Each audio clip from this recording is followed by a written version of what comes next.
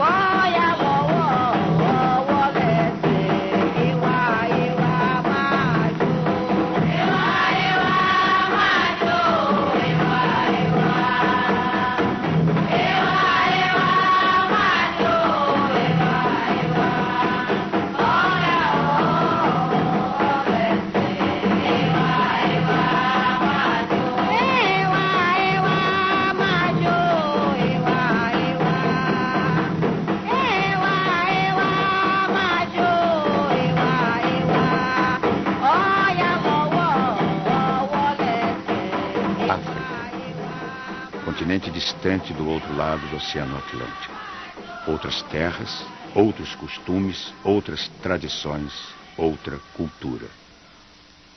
Graças ao poder de fogo superior aos africanos, os europeus dominaram a África, escravizaram seus habitantes, devastaram suas riquezas.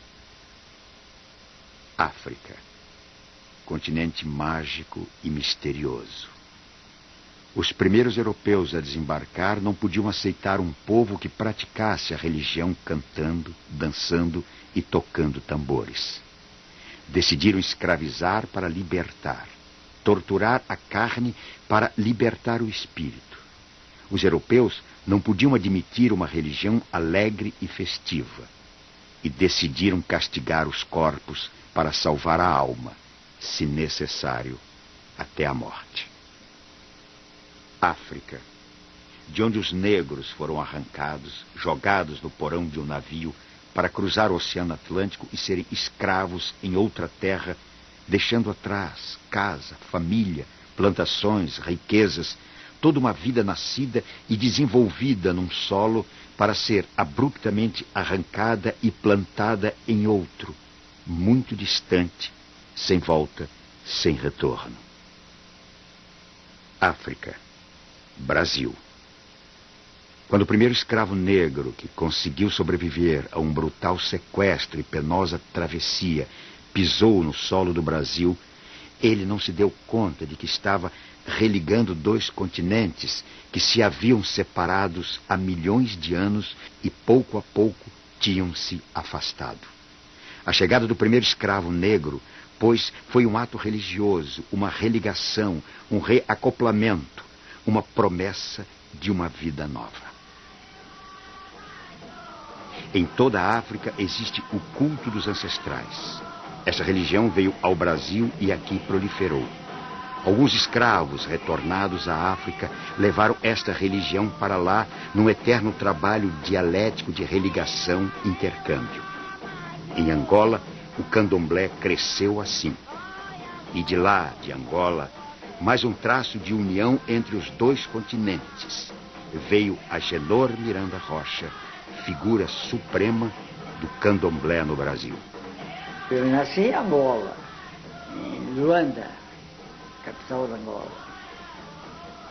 E quando eu nasci, tomei logo um banho que um africano tinha previsto, que a minha mãe ia ter uma criança, nesse caso sou eu, e que ia ser muito importante na lei de santo, que eu acho que não sou. E ela não acreditou no homem, porque além de tudo era católica, apostólica romana, achou que o homem era doido. E ele afirmou que ela não ia ter essa criança em outubro, como ela esperava, e sim em setembro. E que ia nascer com uma mancha toda vermelha na cabeça e que ia ser grande na lei de santo, que eu também acho que não sou. Quando eu nasci, o homem estava na porta com o tal banho. Como ela tinha dado a palavra de honra que dava, deu o banho. Mas com receio que eu continuasse na lei do candomblé, pediram transferência. E para resultado final, eu vim parar em Salvador. Fiquei muito mal. Os melhores médicos de Salvador da época foram consultados e achou que eu ia morrer. Uma vizinha nossa naquela época foi a mãe Aninha. Quando a mãe Aninha julgou, disse: o menino não tem nada, é o único modo que o Oxalá está achando para que ele entre na seita.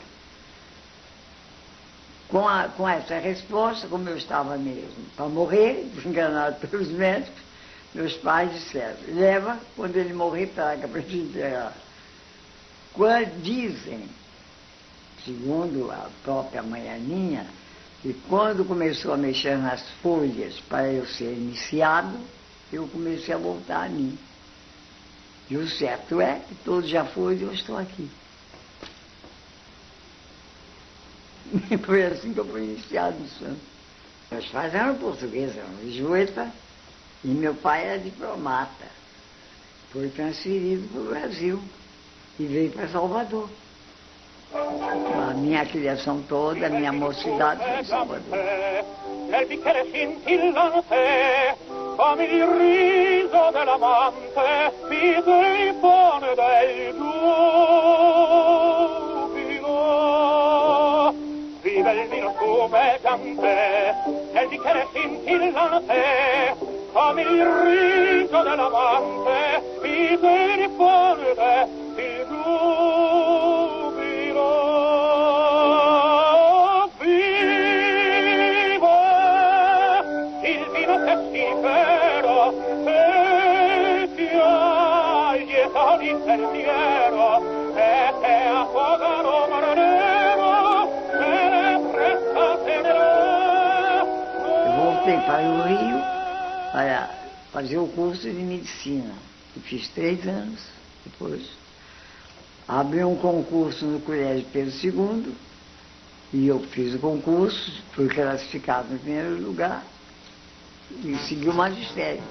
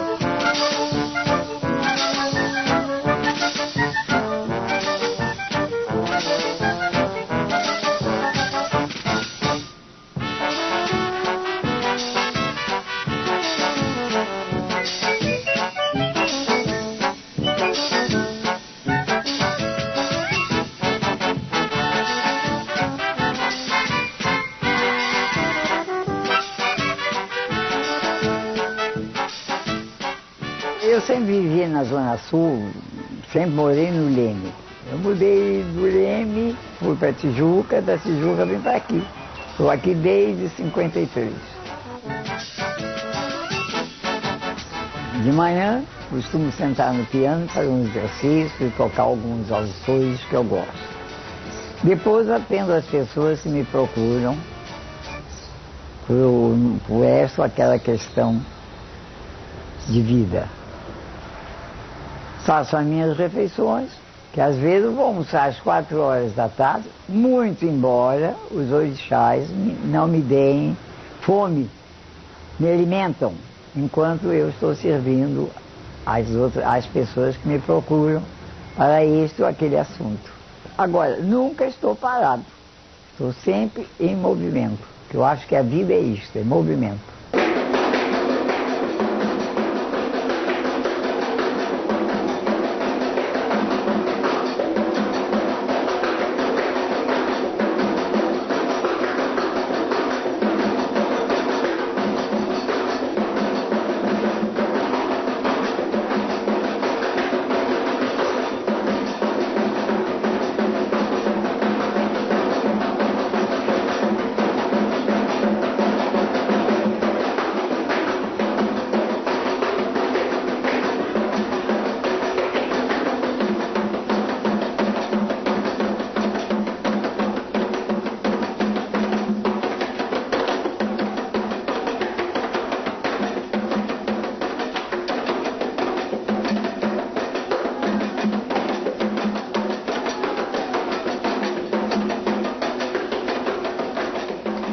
Na Bahia, o candomblé não teve, assim, uma modificação tão marcante, como tem no Rio de Janeiro e em São Paulo. Eles continuam sempre dentro da tradição. Então, há uma vestimenta melhor dos orixás, mas por medida. Ao passo que no Rio de Janeiro e em São Paulo, o luxo é demais. Os orixás são os mesmos, não pode ser outros. Eles não têm capacidade para inventar o orixá. Deviam conservar o que eles encontraram. Eu sou tão integrado com o candomblé que eu não posso admitir que ele desapareça. Eu acho que os orixás vão chegar a um ponto e vão diminuir essa sede de poder que as pessoas estão tendo dentro do candomblé. E ao mesmo tempo a falta de respeito que um desfaz no outro. Isso é uma falta de ética, de respeito. Isso eu não adoro. A essência do candomblé é tão forte que eu acho que só Oxalá poderá mudar. Não os homens. Porque eu tenho a dizer e digo constantemente, eu amo os orixás. Tanto que eu nunca fiz meio de vida com orixás. Eu acho o seguinte, eu acho que quem tem uma casa aberta está sujeito a ter ajuda dos seus adeptos.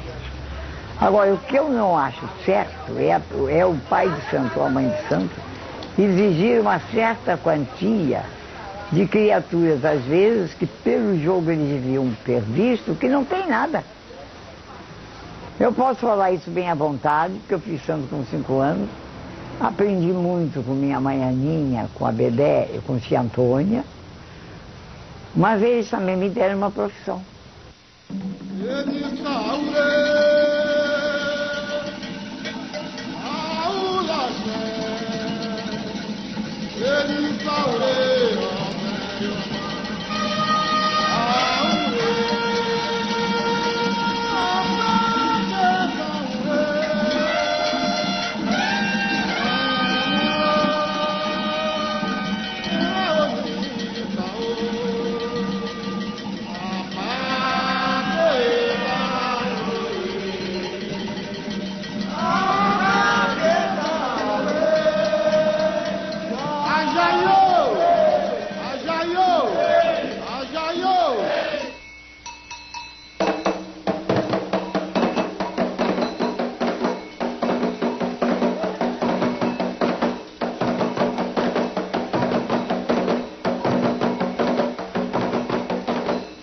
Eu, apesar de todo mundo dizer que eu sou maior do homem, não sei o quê, eu não tenho vaidade nenhuma. Porque o dia que o orixá não quiser que eu veja mais nada nos búzios, eu vou ver mesmo. Agora, eu acho que para se cumprir bem essa missão, temos que amar os orixás, não termos vaidade e socorrermos todos aqueles que batem a nossa porta. Seja que condição for.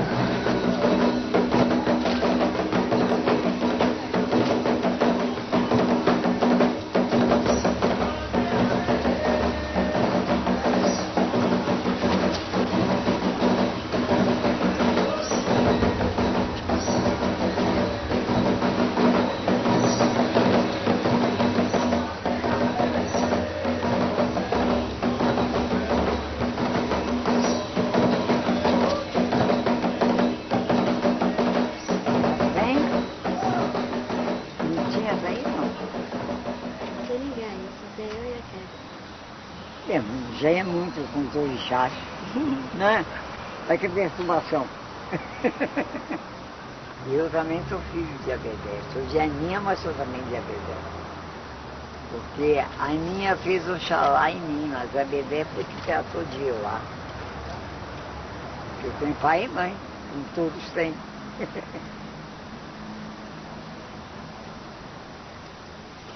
Eu falo muito sabe? Né? Eu estou dizendo a eles aqui, eu não falo muito, eu falo. Não fala? Muito. Não, também São Paulo não me quer lá. É. Mas eu pergunto e eu respondo. Fizeram um filme aqui lá de São Gonçalo, aqui, Botando, tem olhou que eu estou aqui. Eu Eu tive disse, ontem lá no professor hotel. Agenor e Caetano. Os senhores que me botaram aqui. Não fui eu, não. Foi Jango, Yoshun, que me botou aqui. Quem jogou? Quem jogou fui eu, que quando tia Maci pediu a Agnello, que todas as sucessoras aí, depois, que tinha que ser meu jogo. Enquanto eu estiver vivo, eu venho. Depois faço a nomeação de outro, mas eu quero conservar a palavra de tia Maci.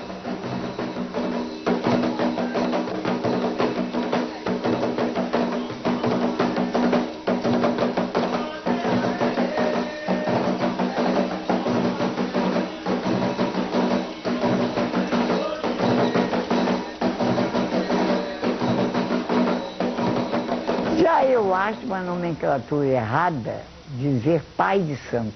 O santo é que é meu pai, eu não sou pai de santo nenhum. Eu sou um zelador dos orixás. Sou pai, não. No meu entender, é. Eu vou dizer, eu sou pai do Oxalá. Oxalá que é meu pai. Eu não sou pai do Oxalá nenhum. Mas eles hoje deixaram o babá do orixá para dizer, eu sou pai de santo. A mãe menininha era uma grande amiga dele. Mãe senhora foi grande amiga dele. Mãe Creuza, recentemente falecida, também. Mãe Estela, no Coafonjá, Augusto César, em Portão, Tia Maci na Casa Branca. Enfim, todos na Bahia e em outros lugares do Brasil, em São Paulo, no Rio de Janeiro, em outros lugares onde há casas importantes de candomblé, ele é uma referência fundamental. É talvez daquela estirpe dos grandes mestres do candomblé, talvez o último das grandes figuras do candomblé. Eu sou do Oxalá, com Euá.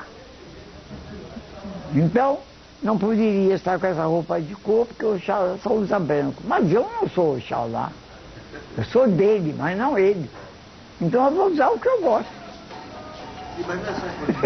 Entendeu?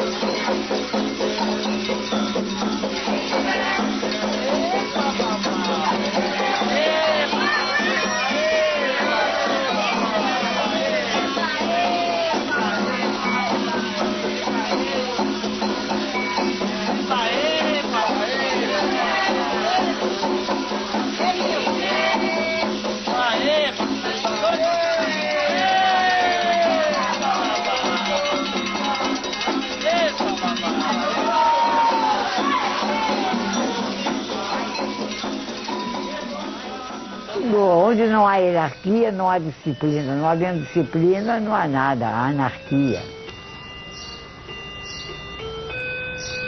No meu entender, né?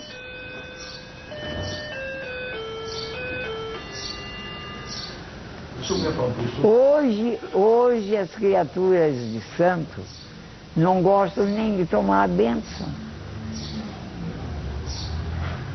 Ainda há pouco tempo, em Salvador mesmo, uma Iaú passou perto de mim e fez: oi! Eu disse: que está sentindo dor aonde, minha filha? Ah, a bênção.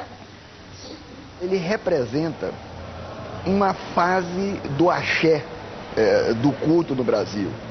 Quer dizer, um momento em que, sem comércio, sem comercialização, ele é frontalmente contrário às comercializações, ele acha que isso perde o axé. Portanto, ele tem um tipo de discurso sobre a tradição, sobre a arqué negra, em que a entrada do culto na esfera do dinheiro, na esfera do comércio, é um esvaziamento do poder de realização, é um esvaziamento do axé. Richard, eu acho que eles têm, eu como uma criatura verdadeira e exata, porque eu tenho tudo deles. Tudo que eu peço aos orixás eu obtenho, porque eu só peço coisas boas, nunca pedi mal para ninguém. Sou incapaz de desejar isso ou aquilo às criaturas, até mesmo que falam mal de mim. Eu não dou a menor importância, porque, na minha opinião, as coisas só têm a importância que nós queremos dar. E eu não dou a quem fala mal de mim. Mesma coisa, baixa a minha consciência. Olha, eu tenho muito poucos filhos de santo, raspados, como dizem. Agora tem uma multidão de criaturas que me procuram. Em diversas áreas. Tem médicos, advogados, engenheiros, artistas, de televisão, de teatro. Todos eles me procuram. Eu conheci o professor Genô Miranda através dos meus tios. O meu tio era almirante de esquadra, foi ministro da Marinha e não fazia absolutamente nada sem consultar o jogo do professor Genô. Ele sempre me disse: Paulo, vamos à casa do professor Genô. E a minha tia dizia a mesma coisa, até que um dia resolvi ir ao Engenho Novo, conheci o professor Genô e me apaixonei. O professor Genô é um homem santo, é um homem bom, e na casa dele eu encontro Porto Seguro que todos nós precisamos por causa dos problemas que a própria vida nos apresenta. Nós, da universidade, resolvemos homenageá-lo e editamos o primeiro livro do professor Agenor, Os Candomblés Antigos do Rio de Janeiro, A Nação Queto, Origens, Ritos e Crenças. Quarta edição, totalmente esgotada. Isso significa que o professor Agenor, sendo a maior autoridade do candomblé do Brasil, é referência para todos nós que acreditamos nessa seita. Na casa do professor Agenor, nós encontramos intelectuais, artistas, gente do povo, porque lá não existe diferença de credo, cor ou religião. Pois é, de 20 anos que ele frequenta essa casa, e você? Eu 16 anos de frequência. Imagina você que eu vim parar aqui num momento de tristeza, porque eu tinha feito o meu santo noutra casa e foi pior, minha vida foi cada vez pior. Até que um dia, graças a Deus, eu cheguei aqui, ele acertou não só minha vida espiritual em primeiro lugar, também a material. Para mim, Pai Agenor é um exemplo de vida, uma coisa que toca na alma da gente. A transformação que passa para a gente como ser humano é uma coisa indescritível. O que eu tenho de lembranças, de acontecimentos que eu vivenciei aqui, só tem a somar na minha vivência. Todo mundo sabe que eu não sou um admirador de matança. Eu sou das folhas, que eu tiro as folhas, mas não mato a árvore. E os animais, quando se mata, tira-se uma vida. E como eu tenho os orixás como fragmentos da natureza, eu acho que isso é indispensável, porque a própria natureza se alimenta. Não é verdade? Agora eu vou condenar quem mata? Não. Eu é que não mato. A carteira de identidade é intransferível, então a minha é não matar. A do outro pode matar, não tem nada com isso. Essa posição do professor Agenor a respeito do sacrifício não é uma idiosincrasia dele. Na verdade, isso reflete toda uma posição, toda uma tradição africana dos sacerdotes de Ossan, que são os babalossães, que pregam que todo o axé pode ser obtido através das folhas. Isso, evidentemente, num certo conflito com os sacerdotes de Onumilá, que dão uma importância maior para o sacrifício. Devemos nos lembrar que o professor Agenor foi iniciado logo na sua juventude por Cipriano Abedé para ser um babalossã, e até hoje ele é talvez o mais profundo conhecedor dos segredos das folhas, de modo que essa sua posição é absolutamente com os ensinamentos e a iniciação que ele recebeu a partir de uma fonte diretamente da África. Se tudo evoluiu, por que não evoluiu isso também? Porque meus orixás não levam sangue e todos esses que dão bozes e cabras vêm aqui me pedir as coisas. Os orixás levam folhas. A magia do candomblé são as folhas. As folhas, porque nada se faz sem folha. Porque antes de se dar o sangue já não se deu as folhas. Já não se fez os amacis. O sangue verde para mim é mais importante que o sangue vermelho, que tira a vida de um animal. Eu acho que Deus fez as árvores até para aqueles que não têm casa, que não têm o repouso, se pousar sobre uma árvore. Eu acho que a árvore tem um valor extraordinário. Eu, quando vejo uma árvore, eu abraço a árvore. Eu falo com a árvore. Porque eu sou devoto de São Francisco de Assis, que para mim foi o verdadeiro descobridor da ecologia. Não, é isso que falam hoje. São Francisco já fazia. Falava com os animais, falava com as árvores. Epa, Eruário, Ata, Corito, Baba. Epa, Eruário, Ata, Corito, Baba. Epa, Eruário, Ata, Corito, Baba.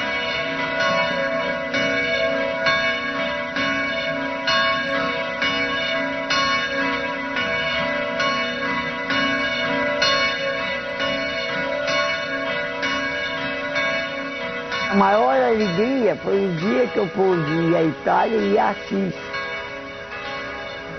Senti uma alegria indefinida, porque eu estava pisando a terra em que Francisco de Assis pisou. É indescritível.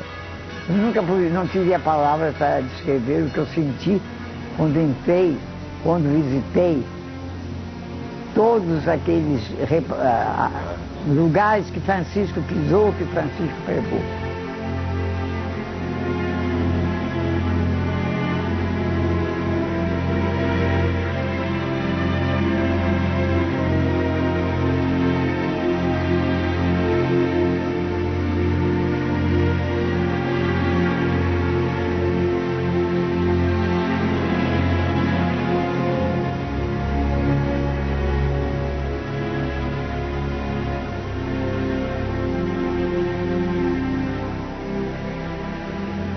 Ainda há pouco houve um terremoto aqui, mas, na verdade, a capelinha onde ele primeiro rezava, que fundou, não sofreu. Sofreu a matriz, mas não a capelinha onde ele rezava, onde ele conseguiu criar uma igreja matriz, e não só a igreja, uma povoação com o nome glorioso de Assis, que representa São Francisco de Assis.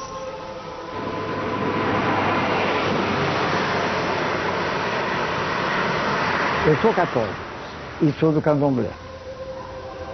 São duas partes distintas, eu não faço simpatia. Eu sou católico, como menininha era católica, tia Puquera era católica, minha mãe Aninha era católica. Eu tenho os símbolos, eu tenho os mitos africanos. E tem os santos de igreja. Eu não faço comparação de um com o outro. Isso foi no tempo que os escravos tinham que fazer isso, porque todo mundo tinha que ser católico. Santo de igreja é uma coisa, budismo é outra, completamente independente, e os mitos africanos são outros. São independentes. Eu não vou dizer que os orixás tiveram força por causa do catolicismo, não. Sempre tiveram força e eu os tenho como fragmentos da natureza. Eu acho que é um vento sagrado e que nós não podemos viver sem que tenhamos esses elementos. Se você pegar a história do candomblé, você vai ver que todas as figuras de grande destaque, aqueles que fundaram, que consolidaram essa religião no Brasil, são pessoas que fazem parte da biografia de professor Agenor. Ele é praticamente o último remanescente dessa geração, ele é praticamente hoje o homem que é a testemunha viva dessa história, dessa tradição e desses ensinamentos. Até hoje, Agenor recebe em sua casa no Rio de Janeiro, todos os dias, todas as horas, né, pais de santo, mães de santo, pessoas interessadas na religião, que vão lá para esclarecer dúvidas, resolver problemas, fazer consultas e assim por diante.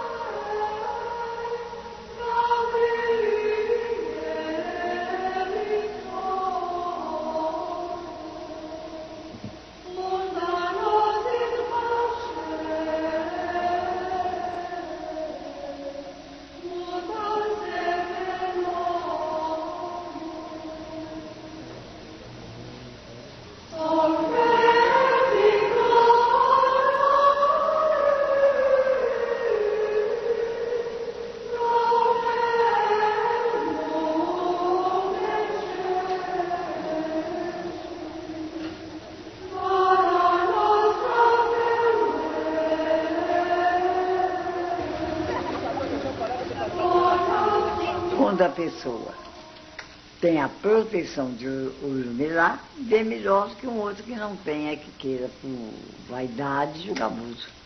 Porque, além do ensino da teoria, nós temos também que trazer a vocação, o dom.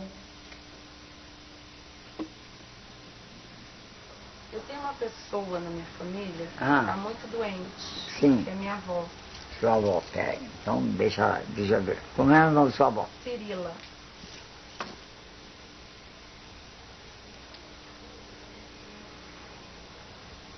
Tem tratamento, nada é grave. Ela está se tratando. Está se tratando e está melhor, já teve pior. Tá, já teve pior. Ela foi É. atropelada, assim. Aqui está dando que já teve pior. Já Muito pior. teve. E graças a Deus eu trouxe, pelo menos, foi reconhecido pelo seu Martiniano, que foi o grande ouro do Brasil, normalmente aqui na Bahia, que me deu o título de ouro,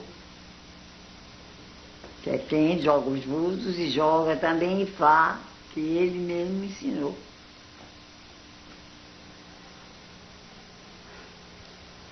Foi uma pessoa sempre muito enérgica,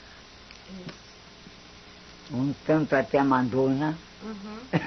Muito, Não é não? muito. Tá certo?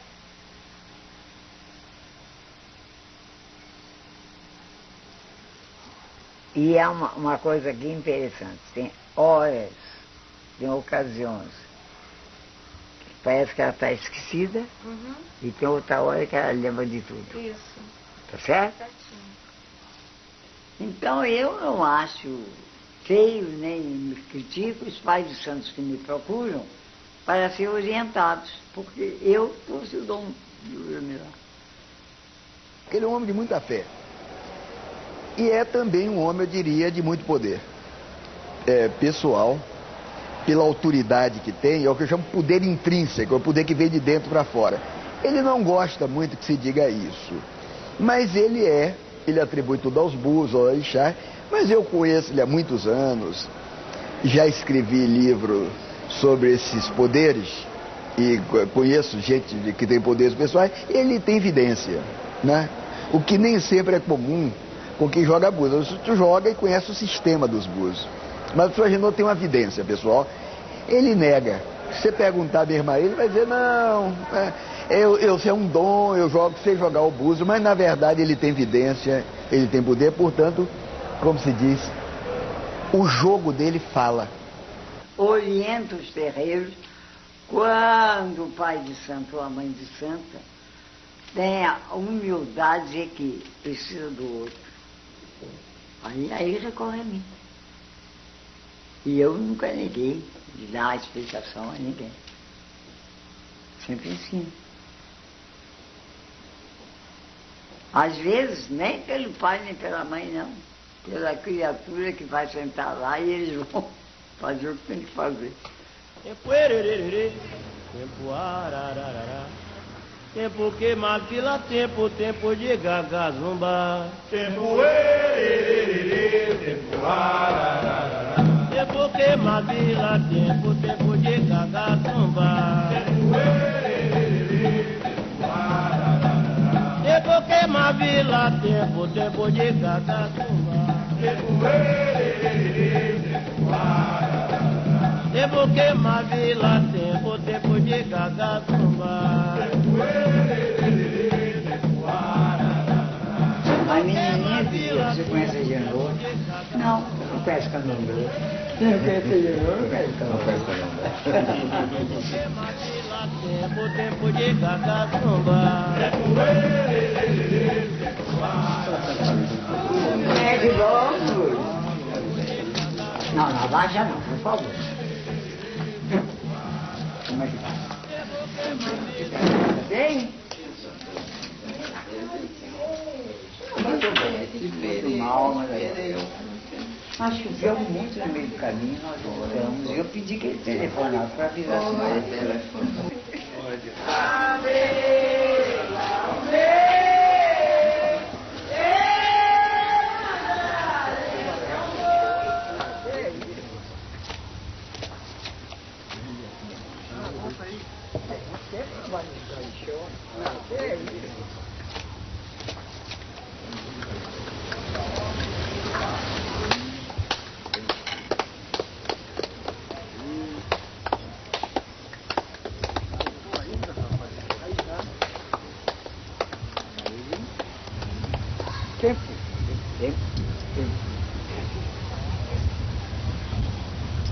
Nos dê saúde, paz. Nós pedimos até apenas para nós. Pedimos até para as nações que estão em guerra.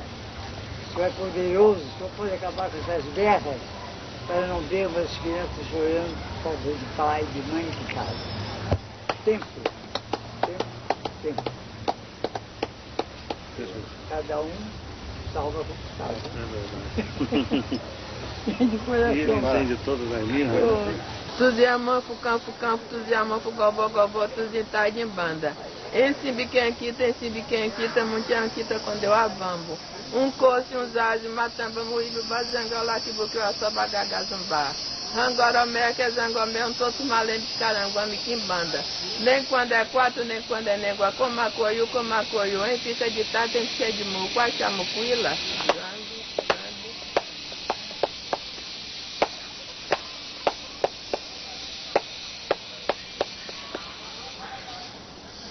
Zambi na Quatessá.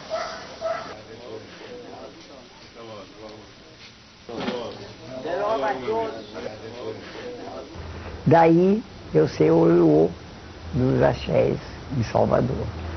Quando morre qualquer mãe de santo em Salvador, quem vai fazer o jogo para ver a sucessora sou eu.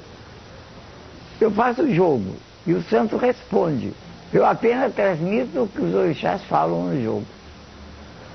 Eu não tenho autoridade, não me sinto com autoridade para botar essa ou aquela mãe no poder.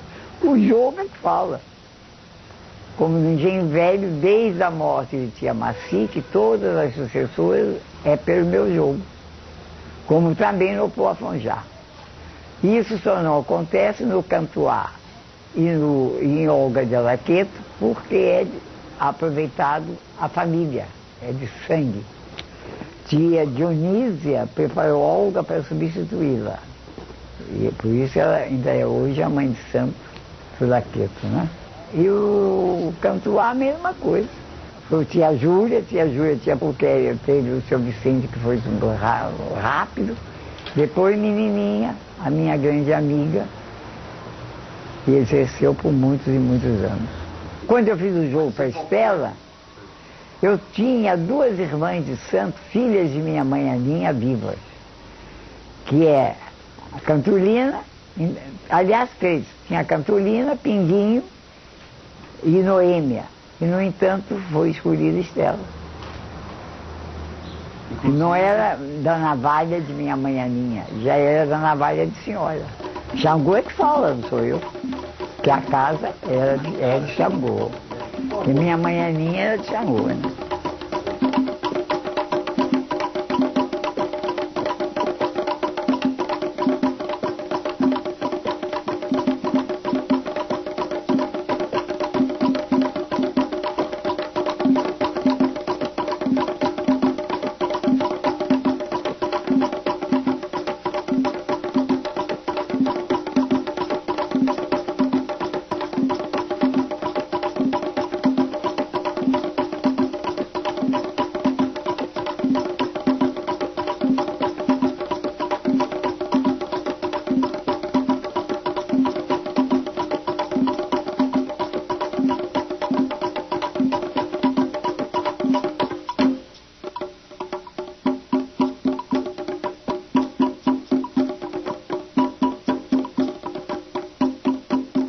Como eu fui iniciada adolescente por mãe senhora aqui nesse axé, no ano de 39, 1939, século passado. E desde nova ainda eu já conhecia o professor Agenor, que a mãe senhora chamava de irmão, porque ele auxiliava em questão de jogos aqui. Jogos de búzios, sempre uma mãe de santo tem alguém de confiança a que possa se comunicar. E então ela se comunicava muito com ele. Certas obrigações, certas atitudes se ia tomar, ele mandava, inclusive eu era sempre a escriturária. Eu fazia as cartinhas para ela e ele respondia.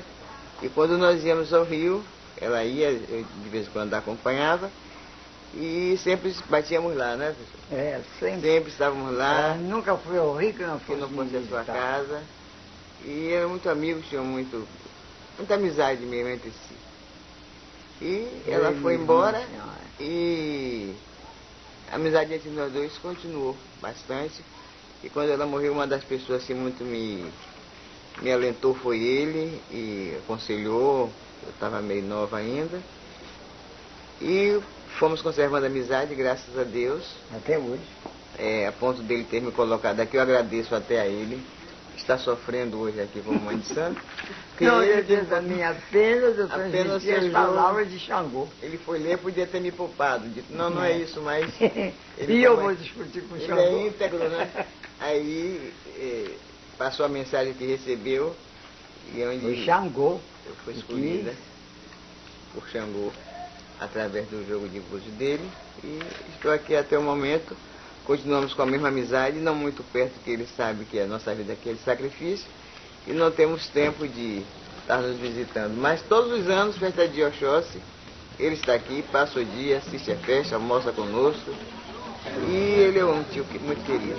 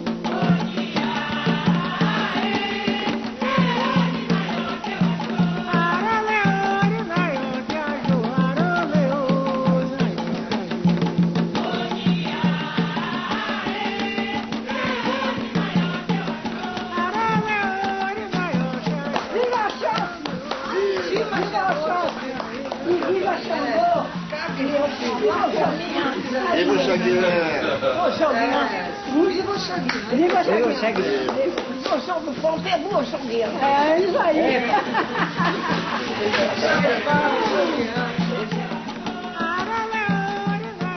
O Ifá é uma adivinhação em que tem mais odus do que o jogo de búzio. Enquanto o jogo de búzio tem 16 odus, o Ifá tem 256 odus. O búzio a gente pode jogar a qualquer hora. O Ifá tem que ter uma preparação, que hoje eles não estão fazendo. Eles jogam o Ifá a qualquer hora. Não. Tem que se ter uma preparação, preparar a esteira e outros objetos mais para poder depois agarrar o Pelé ou o Opon para poder jogar o Opon Ifá, que é a tábua de Ifá. Ele mantém ao mesmo tempo um distanciamento estratégico, eu diria assim, interessante com relação a um possível fanatismo, a um possível traço de fanatismo religioso que pudesse envolver as relações de alguém com o candomblé.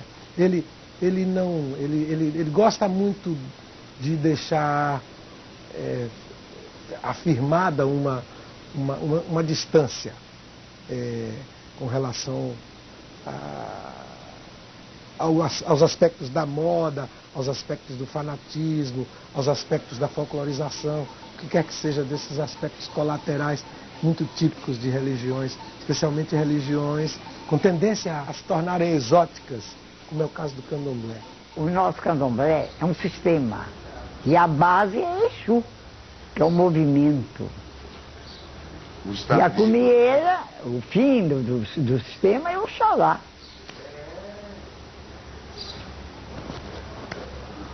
Agora, eles não aceitam isso, porque eles não sabem nem o que é sistema.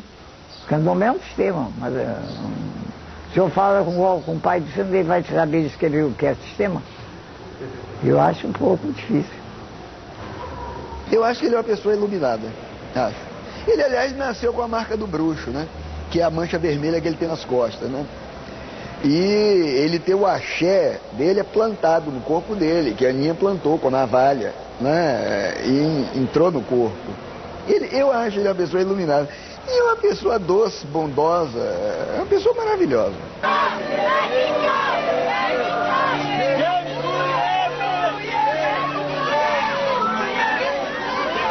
Agora